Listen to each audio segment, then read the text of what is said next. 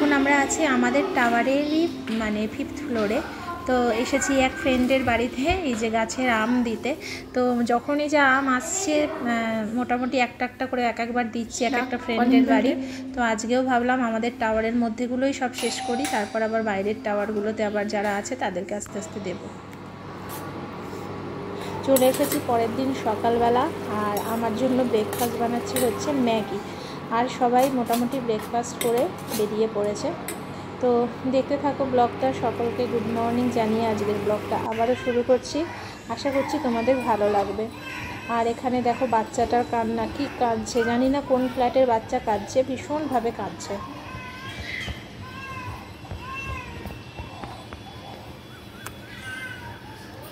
Good morning friends, welcome back to my channel. এখন বাজে হচ্ছে 11:30 মতো, আর আমি কিচেনে এসে গেছি রান্না বান্না করতে। আজকে রান্না শুধুমাত্র আমার আর সমৃদ্ধের জন্য দুপুরবেলাটা, কারণ কালকে যা রান্না করেছি সব রয়ে গেছে। 2 রকম মাছ ফ্রিজে তোলা আছে, তো সেটা এবেলা খাবো না আমরা। তার কারণ হচ্ছে এবেলা আমরা খাবো জল ভাত। কালকে আসলে খুব খারাপ লেগেছে জানো তো, মানে কি বলো তো, এত জল ভাত খেতে ভালোবাসে, আর আমার কাছে মানে ভাতটা ছিলই না ধরতে গেলে। তো আমি ওকে বলেছি তুই এত কিছু খেয়েছিস, তোকে আজকের থেকে শেয়ার করবো না, তাহলে আমার আর খাওয়া হবে না। তো খুব খারাপ লাগছিল। এবার রাত্রেবেলা কালকে আমি অনেকটা ভাত রেখেছি, যে আজকে আমি দুপুরে জল ভাত করবো, কারণ ও আমার সাথে জল ভাত খাবে, খেতে ভালোবাসে। আর আমি তো জানোই খুবই ভালোবাসি যে জল ভাত খেতে। তো শুধুমাত্র জল ভাত কিন্তু এমন নয় যে তেল নুন লঙ্কা পেঁয়াজ দিয়ে খেয়ে নিলাম, সেটা আমরা ছোটোবেলা থেকে কোনোদিনও খাইনি। তো জল ভাত বাড়িতে হলেই আর কি নারকেল ভাঙানো হতো, তারপরে ছাতু থাকতো, বাবা আবার ছাতু দিয়ে জল ভাত খেতো। আমার তো কোনোদিন অতটা ভালো লাগে না ছাতু দিয়ে। তার সঙ্গে পেঁয়াজি হতো, আলু পেঁয়াজ ভাজা হতো, নারকেল হতো, তার সাথে বড়া থাকতো, কিছু না কিছুটা মানে 2-3 রকমের আইটেম থাকলে তবেই গিয়ে জল ভাত হতো। আর নারকেল দিয়ে তো ভীষণ ভালো লাগে, আমাদের গাছের মিষ্টি নারকেল দিয়ে জল ভাত, মানে জল ভাত থাকলেই নারকেল ভাঙানো হতো, এরকম একটা ব্যাপার। তো সেই অভ্যাসটা তো রয়ে গেছে, কিন্তু নারকেল তো এখানে আর পাই না। তো এই যে আমি এখন বানাচ্ছি এই যে পেঁয়াজি, আর এগুলো করি হচ্ছে সুমিত যেদিন বা অফিসে যাই সেদিনকে, কারণ ও একদমই পছন্দ করে না, তো বলেও কোনো লাভ নেই, খাবে না। তো যেটা পছন্দ করে সেটা হচ্ছে মাছ, আর 2 রকম মাছ রাত্রে তোলা আছে, রাত্রে একদম গরম ভাত করব, খাবে। আর এই যে এখানে করছি আমি হচ্ছে পেঁয়াজি, আর এখানে আলু পেঁয়াজটা আমি কেটে রেখেছি, এটা ভাজবো। আর এখানে ডিমের অমলেট করব, ডিমটা দিয়ে এই করবো। তাহলে বুঝতে পারছো, মানে ওই জল ঢেলে ভাত খেয়ে নিলাম, ব্যাপারটা এরকম নয়। ভেবেছিলাম যদি একদম সুমিত বাড়ি থাকে ওর গরম ভাত করে নেবো, আর ওর মধ্যে দিয়ে ডাল সেদ্ধ করে নেবো। জল ভাতের সাথে দেখবে ডাল সেদ্ধ মাখাও খেতে ভীষণ ভালো লাগে। আর আলু সেদ্ধ একদম কালকে রাত্রে ভাতের মধ্যে দিয়ে দিয়েছি, ওটাকে মাখবো। তো এই হচ্ছে দুপুরের রান্না। আর সকাল থেকে আজকে সেরকম কোনো কাজ নেই, যতটা কাজ ছিল সকালবেলা হয়ে গেছে। সুমিত আজকে খেয়ে গেল, প্রতিদিনই ব্রেড খাচ্ছে, বললাম রুটি আনতে, বলে এত সকালবেলা রুটি কাকিমা দিতে পারবে না, অনেকটাই সকালে বেরিয়ে গেছে অফিসের জন্য, 9টার মধ্যে বেরিয়ে গেছে। তো মুড়ি ছাতু খেয়ে গেল, আর আমি একটু ম্যাগি করে খেলাম। আর সমৃদ্ধ ব্রেড নিয়ে গেছে জ্যাম দিয়ে। তো অনেকক্ষণ পর কিচেনে এনে বসেই ছিলাম, মার সাথে একটু গল্প করছিলাম। আর যেটা বলতে সেটা হচ্ছে মার চোখের অপারেশনটা খুব ভালোভাবে হয়ে গেছে। ডাক্তার একটু বকেই ছিল যে আপনি অনেকটা দেরি করে ফেলেছেন, চোখের কন্ডিশনটা অনেকটাই খারাপ হয়ে গেছে, তো অনেক পেকে গেছিলো আর কি। তো অন্যান্যদের যতটা অপারেশন করতে সময় লাগে, মার অপারেশন করতে অনেকটা বেশি সময় লেগেছে তার থেকে। তো বাবা তো একসময় ফোন করে বলছে যে আমি তো বুঝতে পারছি না তোর মার একটু আগে যারা ঢুকেছিল তারা কখন বেরিয়ে গেছে, তোর মাকে এখনো ছাড়ছে না কেন। তো সেটা নিয়ে একটু চিন্তা হচ্ছিল।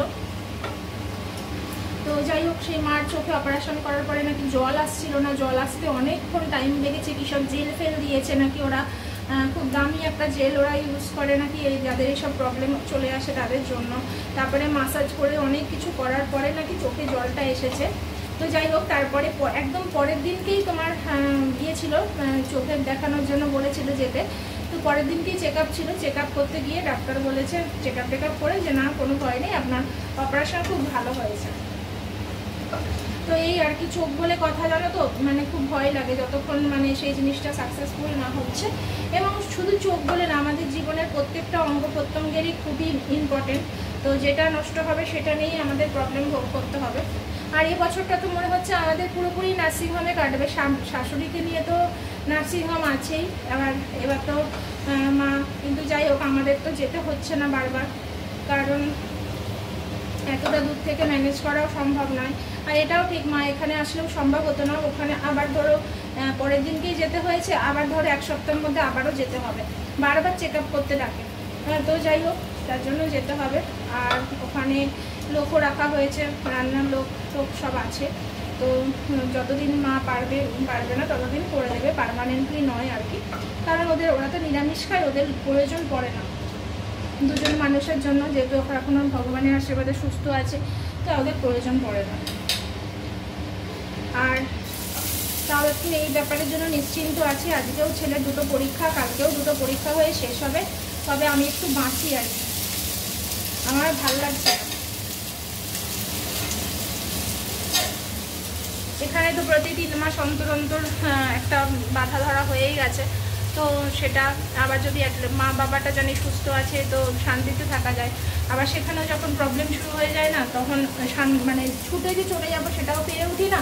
আর দূরে থাকলে দেখবে টেনশনটা অনেক বেশি থাকে, যখন তুমি কাছে থাকবে তোমার কাছে ইজিলি কোনো কিছু মানে করাটা অনেক সহজ, কিন্তু যখন দূরে যাবে আর হাজবেন্ডটা এতটাই অন্যরকমভাবে ব্যস্ত, যে জবটাই অনেক ব্যস্ত হওয়ার জব, ছুটি তো এখন নিতেই পারছে না, এতটা প্রেশারের মধ্যে আছে, তো এই সময় ওরা ছুটি চাইলেও পাচ্ছে না।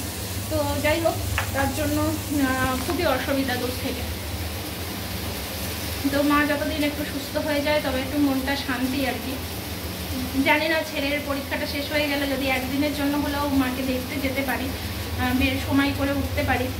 আসলে এত দূর রাস্তা না, অনেক দিন আমি একা যাই না, তো এখন সেই সাহসটাও আমার অনেকটা কমে গেছে। আগে তো বিয়ের পর একা চলে যেতাম, তারপর একবার ওই আমাদের ওই লাইনের ট্রেনে দিনের বেলাতেই ডাকাতি হয়েছিল, তো তারপর থেকে সুমিতার কোনোদিন আমাকে একা যেতে দেয় না। তো মানে আমি যেদিন গেছি বা এরকম যাব, তার আগের দিন বা পরের দিন এরকম হয়েছিল আর কি, ট্রেনের মধ্যে লেডিসে হয়েছিল, তো তারপর থেকে আর যেতে একা যেতে চাই না। এবার অনেক দিন হয়ে গেছে আমি একাও যাই না, এখন সেই ছেলেকে নিয়ে আমার যাওয়াটাও সম্ভব না। এবার যদি সুমিত কোনোদিন যেতে পারে তাহলে আমি যাওয়ার ইচ্ছা আছে। তো এই হচ্ছে ব্যাপার, একটু মনটা চেঞ্জের দরকার। আমার মনে হচ্ছে কোথাও যদি একটু ঘুরতে যেতে পারতাম না ভালো হতো, মানে এই তো ছেলের ছুটিটাই একটু সুযোগ, তারপরে আর সুযোগ নেই কোথাও যাওয়ার। তো তারপরে খুলে আবার পরীক্ষা, আবার মানে ওদের 2nd ইউনিট স্টার্ট হয়ে যাবে, তো একটু কোথাও না গেলে না ভালো লাগছে না, শুধু নার্সিংহোম হসপিটাল রোগ আর এইগুলো আর ভালো লাগছে না। তো দেখা যাক কি হয়, মানে একটু ভালো লাগছে না, কিন্তু মার ওখানে যাওয়াটাও খুব দরকারি একবার, মানে মার একটা অপারেশন হয়ে গেল, অথচ দিদি গেছে সেদিনকে, দিদির তাও একটা অপশান আছে, পাশে ভাসুর আছে, পাশের 2টো পাশাপাশি, তাও কার কাছে রেখে যেতে পারে না, আমার তো কোনো অপশান নেই যে আমি ছেলেটাকে কার কাছে রেখে যাবো, তো যার জন্য আমার যাওয়াটা খুব মানে অসুবিধাজনক আর কি। তো এই তো চলো, আমি এখানে আলু ভাজতে দিয়ে দিয়েছি, আলু ভেজে নিয়ে তারপরে কড়াতে আমি আর কোনো তেল অ্যাড করবো না, যেটুকু থাকবে, যেহেতু এটা ননস্টিকের কড়া, তাতেই আমি ডিমের অমলেটটা করে নেবো। তেল খুব কম দিয়ে ঢেকে আমি আলুটা ভাজছি, ঠিক আছে? তো পরে আসছি।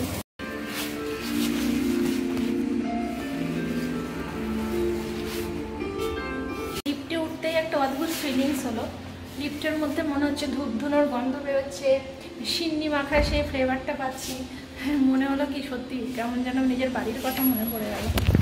তাই বাবা, তো বাড়িতেও তো এরকম পুজো হয় মাঝে মধ্যে, আগে তো প্রত্যেক মাসে হতো, এখন তো বছরের স্পেশাল কিছু দিনগুলো দেখে হয়, বাদ বাকি দিনকে গোপাল বাড়িতে পুজো হয়ে যায়, তো দিয়ে দেয় আর কি মা। আজকে না ওয়েদারটা হেভি ঠান্ডা ঠান্ডা হাওয়া দিচ্ছে, হেভি হাওয়া দিচ্ছে, তো সেরকম একটা ফিলিংস হলো যখনই লিফটে উঠলাম। আর আমি গ্যারেজ দিয়েই চলে যাব, গ্যারেজ দিয়ে অনেকটা রাস্তা কভার করা যায়। গ্যারেজের তলাটা যে কি ঠান্ডা, আর এখান দিয়ে হাওয়া আসছে।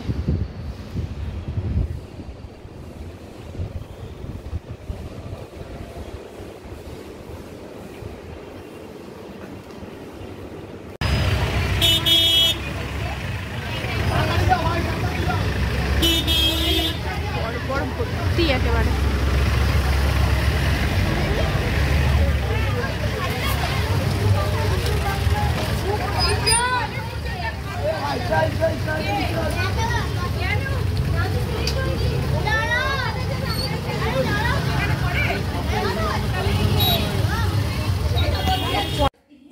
করে চলে এলাম, সমৃদ্ধ করে নিল, তারপরে আমি করলাম।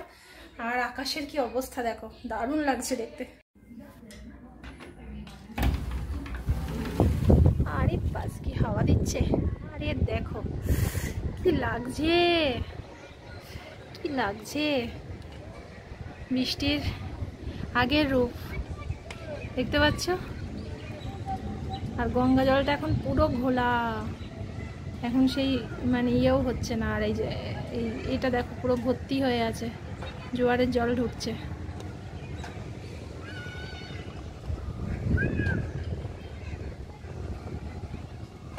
দারুণ লাগছে দেখতে।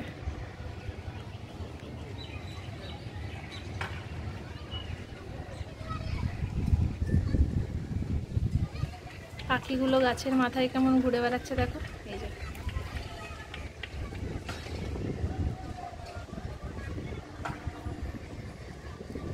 হেভি হাওয়া দিচ্ছে, কিন্তু এখন এসব দেখলে তো হবে না, খিদে পেয়ে গেছে আমার।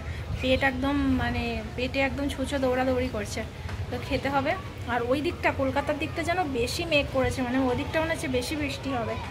আর এদিকটা তাও শ্রীরামপুরে মনে হচ্ছে না অতটা বৃষ্টি হবে, কলকাতার দিকটা কালো হয়ে গেছে পুরো। ওই দেখো, যদিও অতটা কালো মোবাইলে দেখাচ্ছে না, কিন্তু খুব কালো। আর মেঘ ডাকছে, শুনতে পাচ্ছ, পুরো কেমন যেন হয়ে আছে, হেভি লাগছে দেখতে। সব থেকে সুন্দর রূপ হচ্ছে আমাদের ফ্ল্যাট থেকে বর্ষাকালের রূপটা, সব থেকে বেশি হচ্ছে আকর্ষণীয় রূপ হচ্ছে বর্ষাকালের রূপটা, খুব ভালো লাগে দেখতে।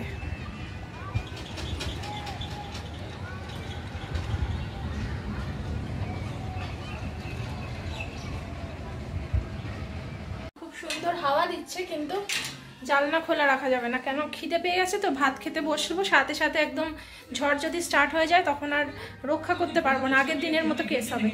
আমি কোনো দিক সামলে উঠতে পারছি না। এখন শুধু এটা খোলা থাক, এই যে জামা কাপড়গুলো সব কেচে দিলাম, এটা খোলা থাক, আর বাদে বাকি সব বন্ধ থাকুক।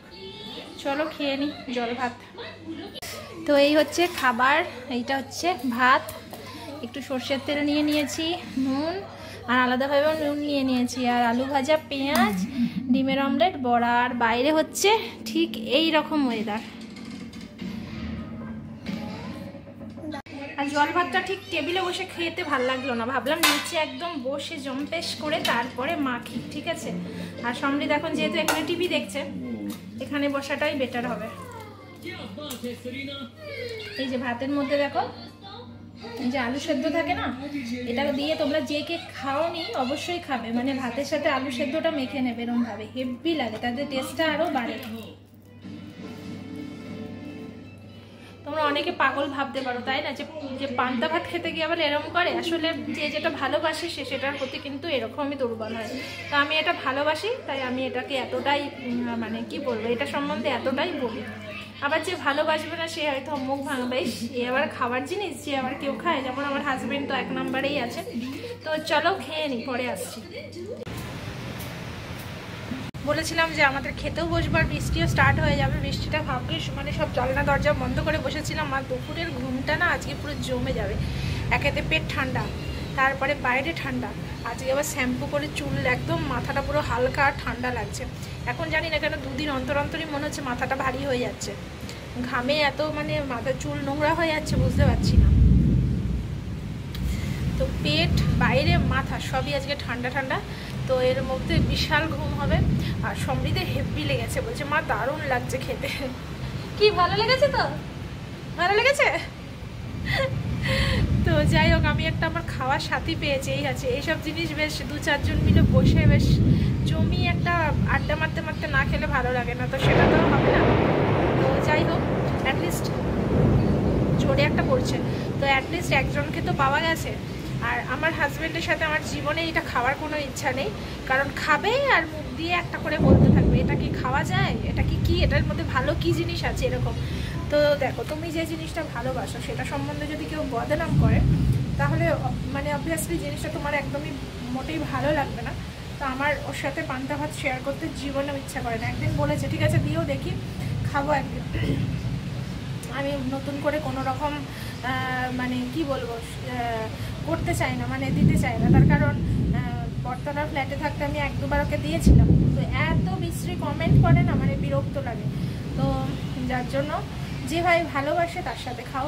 আর আমার মনে হয় পান্তা ভাত শহর গ্রাম দেশ বিদেশ বলে লাভ নেই, এটা প্রচুর মানুষ ভালোবাসে। এটা যেমন শরীরের জন্য উপকারী, তেমন এর সাথে একটা ভালো লাগাও জড়িয়ে থাকে। কারণ আমাদের শরীরের জন্য উপকারী আমাদের অনেক কিছু আছে, তাই না? আমরা কতটুকু জিনিস সেগুলো সব কিছু খাই, সেখানে যদি ভালো লাগা না থাকে। তো যাই হোক, আমার খুব ভালোবাসা আছে। আমি যদি কোনোদিন পারি একটা রেস্টুরেন্ট খুলবো, সেই রেস্টুরেন্টে পান্তা ভাত, তার সাথে বিভিন্ন ভর্তা, মাছ ভাজা, চিকেন কষা, তো এভরিথিং থাকবে। তোমরা অবশ্যই এসো সেখানে। তোমরা যারা যারা আমার চ্যানেলের থ্রু দিয়ে আসবে ডিসকাউন্ট দিয়ে দেবো। আর তোমার তা হচপচে পান্তা ভাত দেবো নাম। তারপরে তার কারণ হচ্ছে এটা গরমের জন্য পান্তা আর শীতের জন্য খিচুড়ি, দুটোই আমার প্রিয় জিনিস। আর তার সাথে মাছ ভাজা, ভর্তা, চিকেন। তোমরা দেখবে পান্তা ভাত দিয়ে তোমরা চিকেন খেয়ে দেখবে হেভি লাগে খেতে। আগে তো আমাদের বাপের বাড়িতে চিকেন হতো না, তাই তখন খেয়ে চিকেন দিয়ে খাওয়ার কোনো এক্সপিরিয়েন্স ছিল না। কিন্তু আমি এখানে আসার পর 2-1বার চিকেন দিয়েও খেয়েছি, তো হেভি লাগে। আর গরমের সময় শুধু মনে হয় সুমিত যত পারে অফিসে যাক যেন ও বা অফিসে গেলেই আমি একটু শান্তি করে খেতে পারি। তো এই হচ্ছে ব্যাপার। আর এদিকের অবস্থা দেখো সব এদিকে ছাট আসছে। এটা খুললে খুব ভালো হবে, কিন্তু প্রচণ্ড হাওয়া দিচ্ছে। এই দেখো কি হাওয়া।